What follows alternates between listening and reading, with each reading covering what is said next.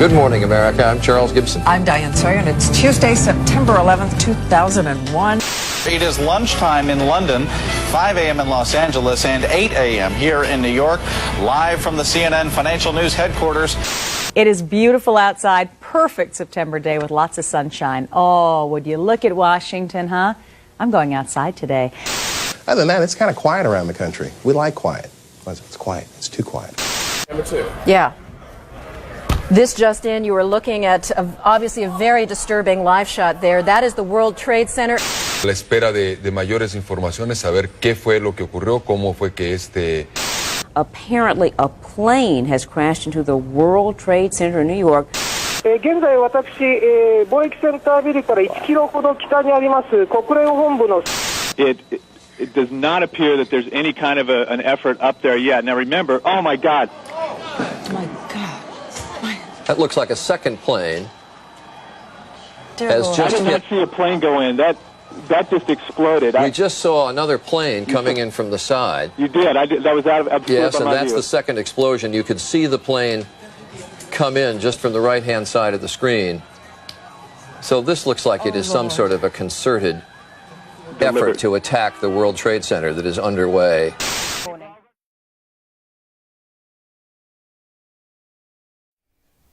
I was at work in a staff meeting and someone came running in and saying that planes have just hit the buildings and they think someone's attacking us. I was in kindergarten on 9/11 and the only thing I remember is my teacher trying to make it not a big deal. You know, there was a lot of kids going home, but I never really figured out or remember why, so it wasn't like necessarily a huge deal for me until later when I realized the severity of the situation. I was at home on my way here to the airport, and my sister left me a message and she says, turn on the TV. And I did turn the TV on, and there was just exactly, they were showing the towers when the airplanes were going through. So I was just getting ready to come to work.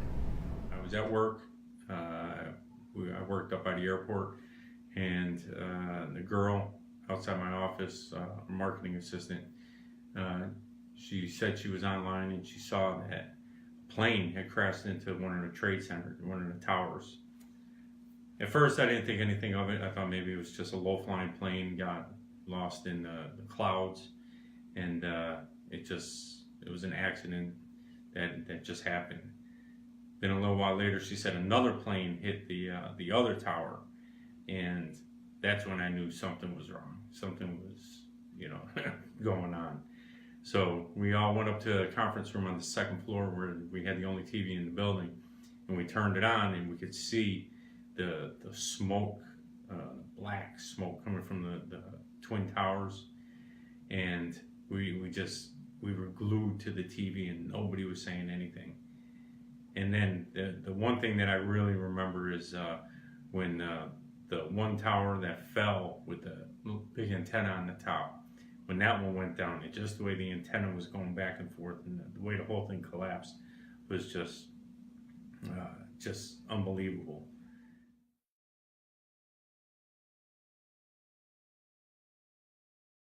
Oh, absolutely.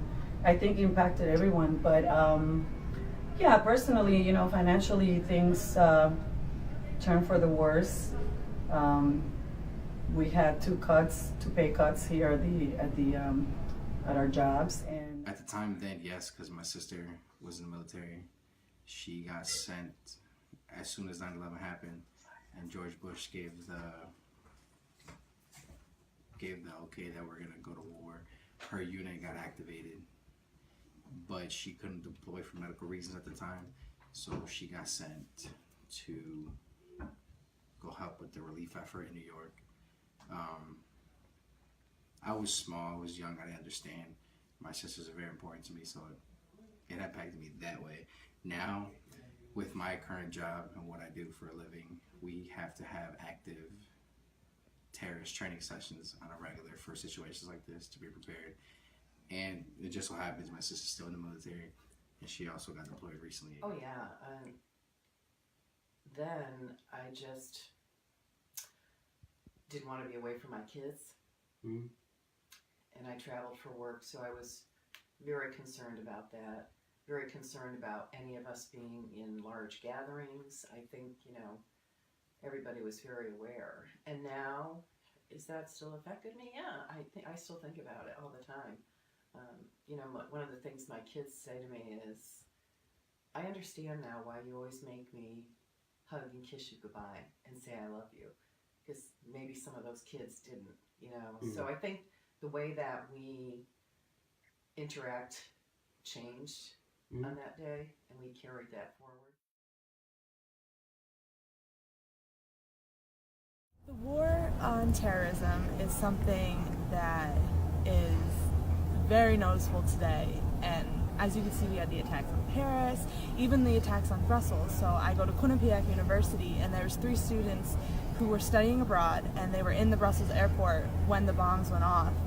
And it's kind of crazy because that's what I'm going to do next year. I'm going to go study abroad in Ireland and hopefully travel as those 3 students were doing. So the war on terrorism is really, it's very apparent in our lives today. As much as we don't want to think about it, it's there. And I have friends at school who are veterans and they fought, you know, in Iraq, and it's something that is always around us. Its presence is always there, but we don't really acknowledge it as often as we should or we have to. It's another boondoggle. You know, this country has a history of treating everything like a war. You know, you have a war on poverty, and you have a war on AIDS, and you have a war on race relations, you have a war on this. We're not really dealing with those countries per se. We're dealing with we'll call it a religious element within those countries, and just going and bombing things, I don't think it's very effective. And 15 years later, it's proving that it's not very effective. If anything, the terror situation has gotten worse instead of better. Well, it's a different kind of war than the wars we read about in history, like World War I and II. It's different than the Vietnam War. Mm-hmm. This war is ongoing, it's insidious, it's something that I don't see ending anytime soon. It's tough to have a war on anything, to have a war on a noun, to have a war on just an idea. You can't, like the war on drugs is another one. You can't fight an idea because an idea won't die. You can kill as many people as you think are the perpetrators of that idea. You can kill quote-unquote terrorists, but to kill the actual idea of terror, it's very hard to get rid of that. There's always going to be people that want to see destruction and death and that are mad at the world and that, you know, view it in a more bleak way than Americans do. So to say that, my opinion on the war on terror is that it's an impossible goal. Seeing what happened afterwards, obviously there were no weapons of mass destruction in Iraq, so probably not the right thing to do. Probably the wrong course of action. But I don't know, it's tough. The world, I don't think we're getting worse. I don't think the world is getting worse, but the capabilities that these bad people have are continuing to get more effective. So it's tough. But do I have a definitive way to solve the problem? No.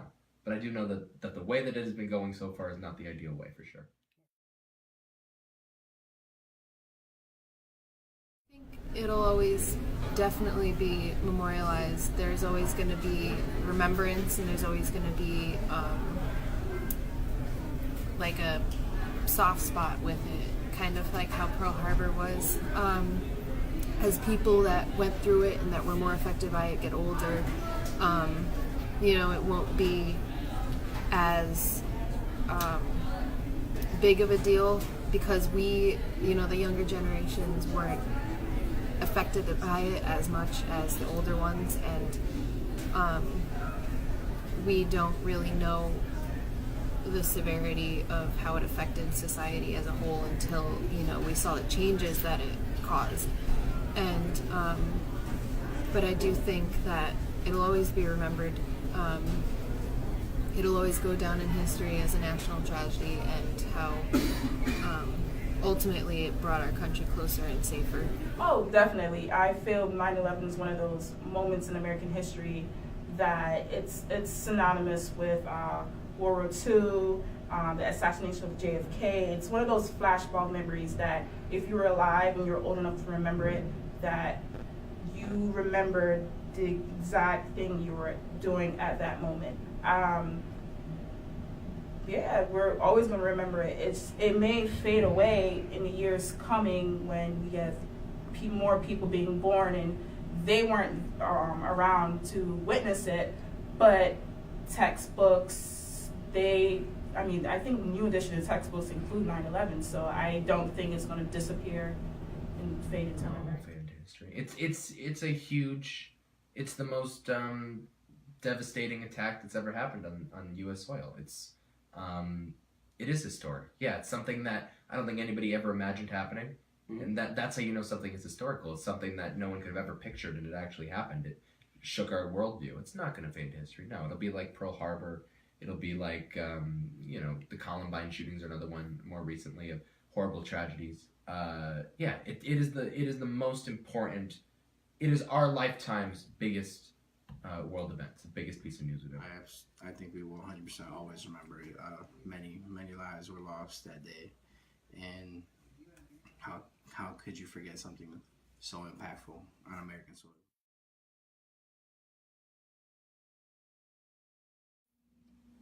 After the attacks in Brussels and recent events, I'm fearful that there is going to be another attack in the U.S. here.